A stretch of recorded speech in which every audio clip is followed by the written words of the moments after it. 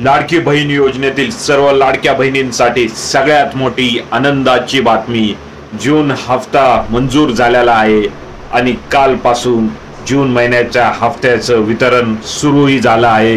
4 दिवसापूर्वीच अजितदादा पवार अर्थमंत्री यांनी माहिती दिली होती की 3600 कोटी रुपयेचा निधी मंजूर झाला आहे आणि लवकरच लाडकी बहीण योजनेचा जून महिन्यात तसेच चाले त्यास वंदावे पावले अजितदादा म्हटले होते।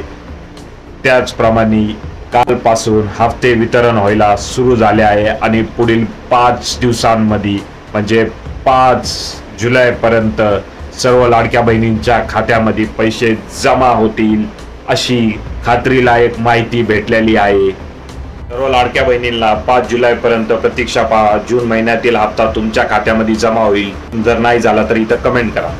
अजितदादा यांच्या अर्थ खात्याच्या मंत्रालयाने 1 आठवड्यापूर्वी 3600 कोटीचा निधी लाडकी बहीण योजनेसाठी मंजूर केला आणि तो निधी त्यानंतर त्यांनी महिला व बाल कल्याण मंत्रालयाकडे दिला आणि त्याच्यानंतरच आता 30 तारखेपासून निधी वाटपायला सुरुवात झाली आहे। लाडकी बहीण योजनेतील जे लाभार्थी महिला आहेत त्यांच्या खात्यावर कालपासून 1500 रुपये येत आहेत।